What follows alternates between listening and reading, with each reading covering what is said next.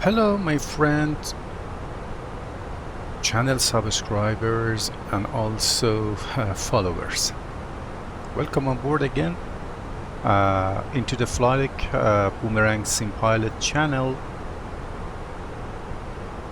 And sorry for delay, and my apologies for this long delay because of no video for you on this channel, and because of some problems and also personal problems, I couldn't upload any video for you into the channel.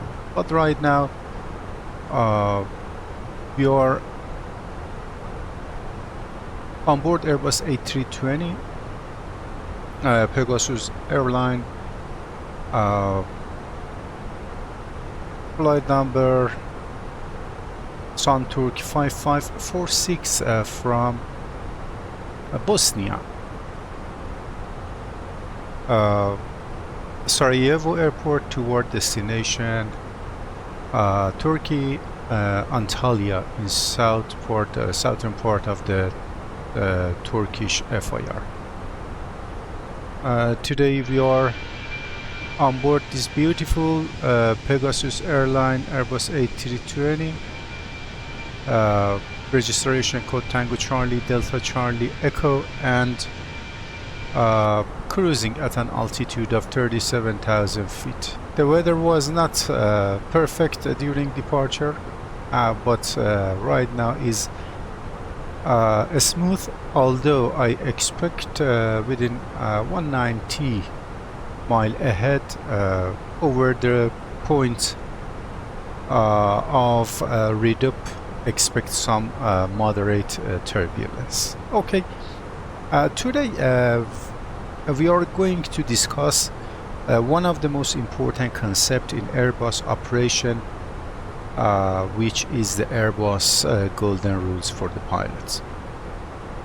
This introduction is not only about what the golden rules are, but why Airbus created the golden rules and how they fit into the philosophy of the aircraft. There are not simply recommendations or good habits. They are operational principles developed from decades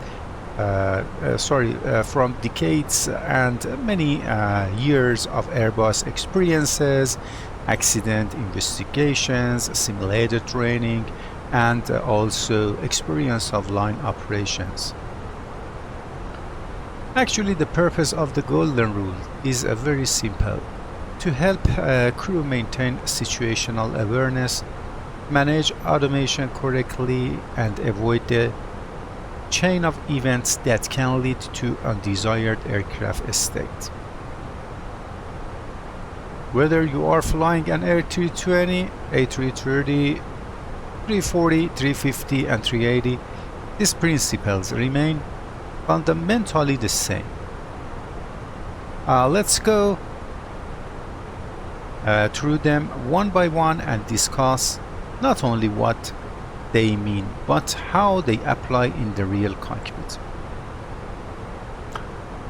For your information, I should inform you that actually we have 4 golden rules for pilots that issued by the Airbus in Flight Crew Technique Manual, or FCTM, in the section of Airbus operational philosophy with the title and guideline of golden rules for the pilots. Today we review the first and the second rules, and in the next upcoming video we will go through the depths of third and the last golden rules. We have totally 4 golden rules that, as I told, recommended by Airbus. The first is fly, navigate, and communicate in this order and with appropriate task sharing. The second one is use the appropriate level of automation at all times. The third is understand the FMA at all times. And also the last one is take action if things do not go as expected. The first rule is about fly, navigate, and communicate. It is a basic concept of flying. When you are a student pilot up to experienced commercial pilot. The first and perhaps most important rule is fly the aircraft first.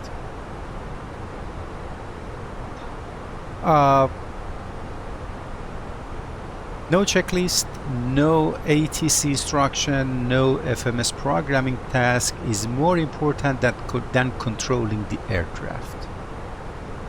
Whenever something unexpected happens, our priorities are control the aircraft, flight path management, communication and administration in Airbus philosophy. This means maintaining correct pitch, thrust, flight path, and anything regarding to the flying condition and concept. Just before doing anything else, you should pay lots and more attention to the flying trajectory, about the lateral and vertical path, and also the aircraft speed and other items. Many accidents have occurred because crew become distracted by a technical issue and stop monitoring the aircraft trajectory. The aircraft must always remain the primary focus. Practical example, as I should tell you, is imagine you are on approach and receive an ECAM warning. You are in approach and actually you get a abnormality and also ECAM warning. The temptation is to immediately look down and start troubleshooting. But if the aircraft is not stabilized, the correct action is to continue flying, maintain the approach path, and only then address to the malfunction and go through the ECAM actions. From the Flight Crew Technique Manual, Airbus said that the following 4 golden rules for pilots are applicable to all normal operation and to all unexpected or abnormal and emergency situation. As I mentioned, the first rule is fly, navigate, and communicate in this order and with appropriate task sharing. The flight crew must perform these 3 actions in sequence.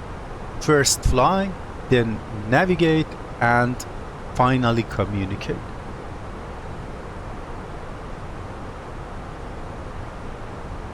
And also the crew must use appropriate task sharing in normal and abnormal operation, in manual flight or in flight with the autopilot engaged.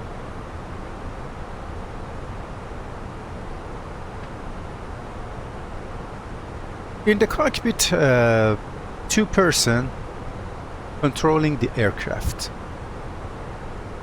One of them is the pilot flying and the other one is pilot monitoring. The pilot flying must concentrate on flying the aircraft to monitor and control the pitch attitude, bank angle, airspeed, thrust, side sleep, heading, and many other items regarding and related to the flying of the aircraft. in order to achieve and maintain the desired targets, vertical flight path and lateral flight path. But the pilot monitoring must assist the pilot flying and must actively monitor flight parameters and call out any excessive deviation. The pilot monitoring's role of actively monitoring is very, very important. Therefore, post-flight crew members must focus and concentrate on their tasks to ensure appropriate task sharing and also maintain situational awareness and immediately resolve any uncertainty as a crew. But why Airbus placed navigation before communication? This sequence reflects an important reality. If the aircraft is under control on the correct flight path, then a delay of radio transmission usually has very little consequence. However, if the aircraft is, of course, not on the correct flight path, or descending unintentionally, or maybe heading into the train,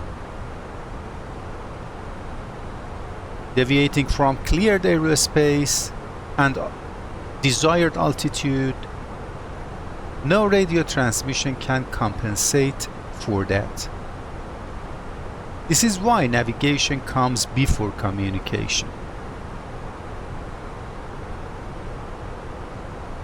For the navigate, refer to and includes the following 4 no-wheres.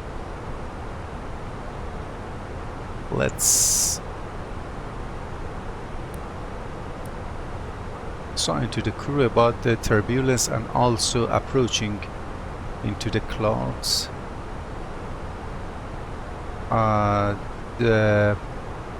That is minus 31, SAT is minus 57. Okay.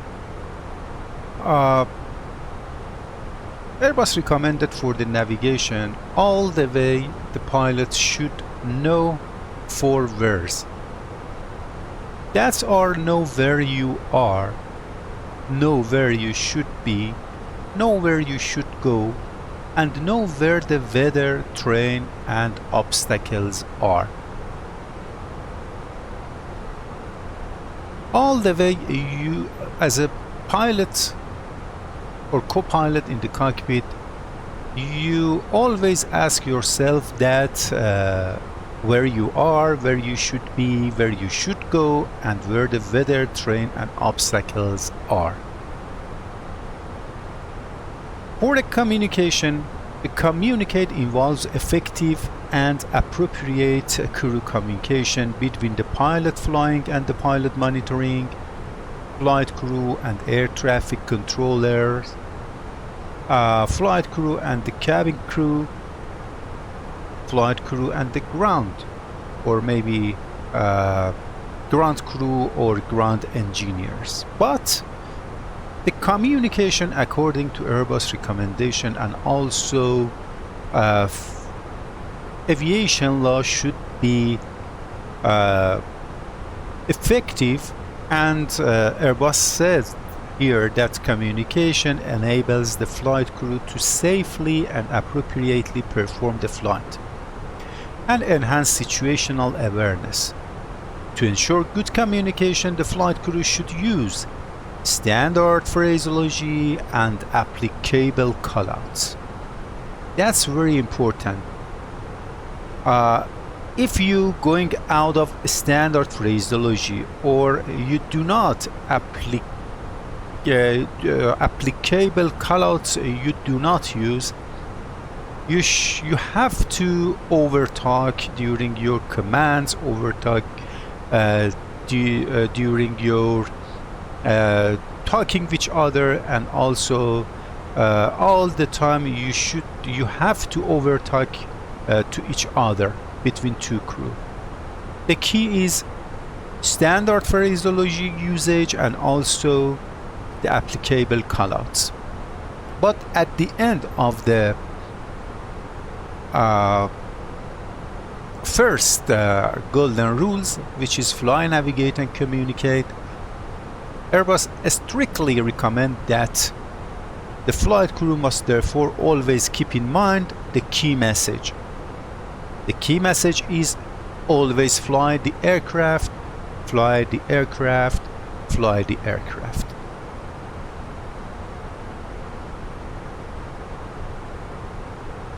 To safely and appropriately perform a flight, both flight crew members must have basic flying skills and must be able to fly with appropriate task sharing in all situations. Okay, let's go and jump into the second golden rules by Airbus, which is use the appropriate level of automation at all time.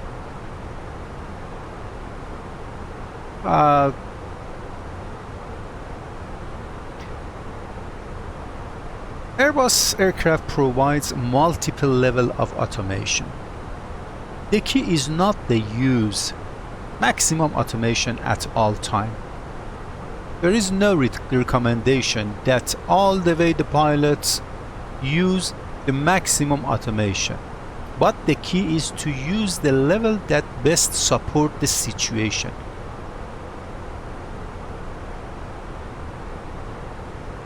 In all situations, Airbus recommended that you use that level of automation that support your situation based on flying phase, based on weather, based on terrain, based on any other factors that happened and affect you during flight. Automation should reduce workload, not create workload for you. And also, Airbus automation philosophy often emphasizes three modes of operation. The first is manual mode when appropriate, which the pilot can fly with flight director and or without flight director. The second mode of operation is selected mode, that pilot chooses a specific target such as heading, altitude, speed through the FCU here. And also the last mode of operation is manage mode, which the aircraft follows the flight plan that optimize profile by FMGEC through the MCDU. As mentioned already, the two available types of guidance then are managed guidance, which guide the aircraft along the pre-planned route, and the vertical and speed Mach profile, which the FMGES computes the target value of the various flight parameters, and also selected guidance, which guides the aircraft to the target value of the various flight parameters, which the flight crew selected by the using of FCU selector. The FCU on the Geller shield is the short-term interface between the flight crew and the FMGEC. Selected guidance always has priority over managed guidance.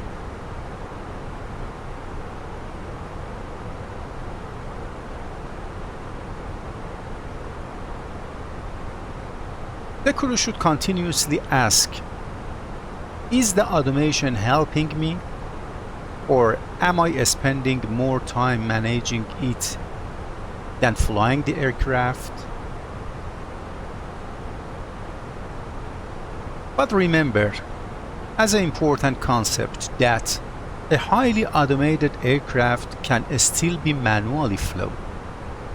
There is no requirement to stay in managed modes if they are not providing the desired trajectory for you.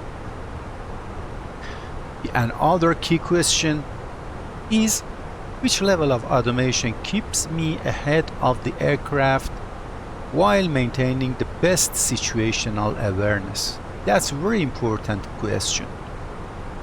Which level of automation keeps me ahead of the aircraft while maintaining the best situational awareness? From the FCTM, Airbus says that aircraft are equipped with several levels of automation, which briefly we talked about them. Aircraft are equipped with several levels of automation used to perform specific tasks.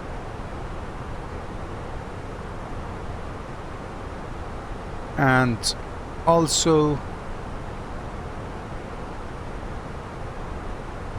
the appropriate use of automated systems significantly helps the flight crew with, for example, workload management, situational awareness, as well as traffic, trains, ATC communications, weathers, and also many other factors and items.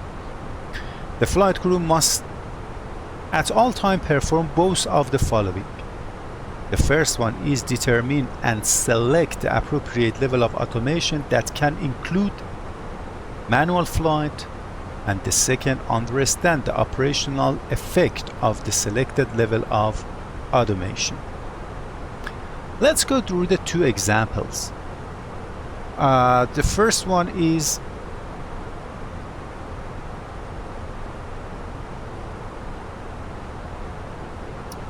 imagine the aircraft is flying Frankfurt arrival within the heavy traffic load. Controller issues a clearance that left heading 260, reduce speed 180 knots, descent 4,000 feet, and a rate of descent 2,000 feet per minute or greater. Instruction arrive every 40 to 50 seconds. Poor automation selection by flight crew and keeps trying to maintain managed navigation lead to a condition and also situation. The action of the crew is temporary flight plans, direct to modification, arrival revisions, constant MCDU interaction, and use of a speed brake. It means the crew trying to handle the instruction of the ATC and clearances with the FMGC, and also they don't use the selected mode. They are eager to follow the instruction with the managed mode.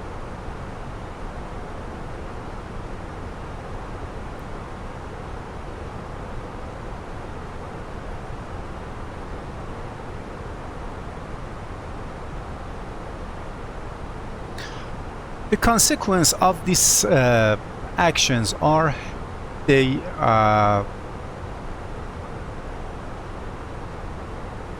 pay lots of time in heads down condition, and actually head down time will increase. The pilot flying with losses strategic actually picture, and pilot monitoring become FMGS operator instead of monitoring. The airplane becomes difficult to manage despite advanced automation. But what is the better automation selection in this condition? The usage of autopilot on selected heading mode, selected speed mode, and also open descent or vertical speed for selection of 2,000 feet per minute, rate of descent or greater.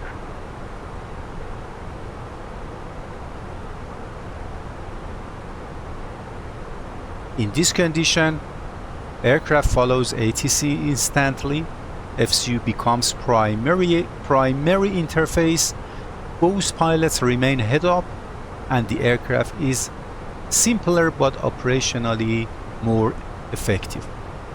But during this condition, what is the Airbus philosophy?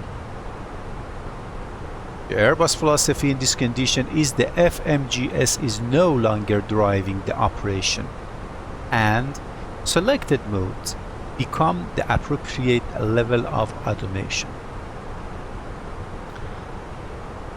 Let's jump into the example 2. Imagine that unexpected FMA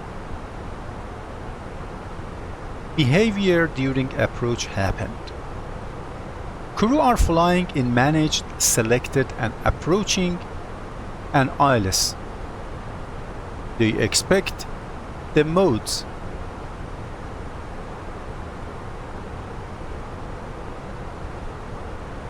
Although the SAT is minus 57, but due to ICI intercloud icing, I put the anti-ice to on.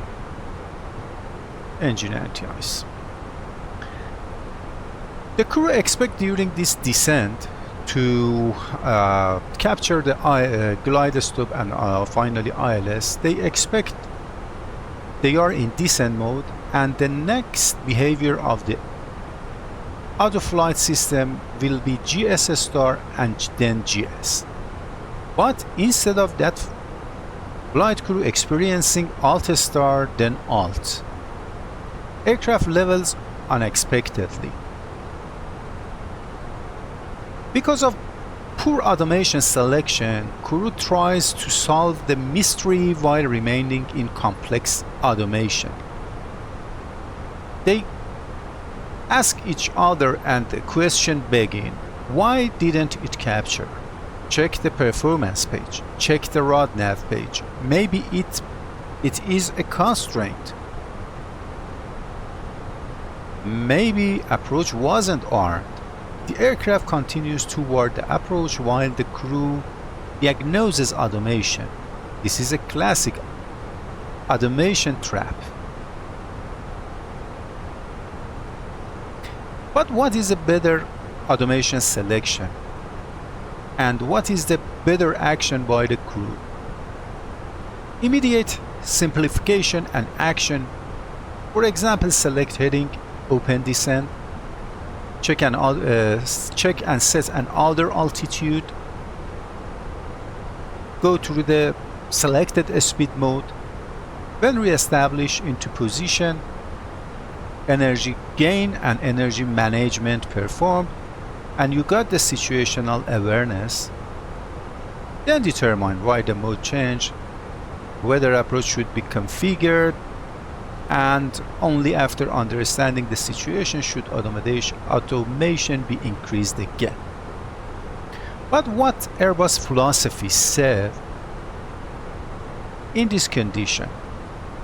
When automation becomes confusing, reduce it.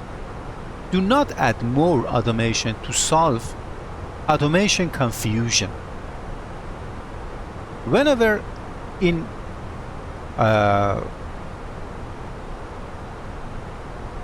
lots of automation flying condition, you experiencing something like this, you do not add more automation to solve the problem. That's very easy. Go through the selected mode and make your situational and compare your situational awareness with the condition, and when you get the energy and you get the more awareness about the condition, you can again add more automation for the condition. Think about two bad and good questions. Many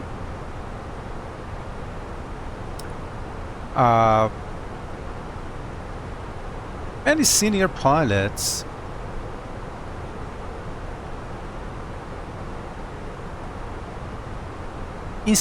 many senior pilot instructors teach something close to like a bad question and good question that I review with you. The bad question is, how can I keep the aircraft in manage mode? But the good question is, which mode gives me the clearest understanding of what the aircraft will do next? The second question always almost lead to the correct automation choice.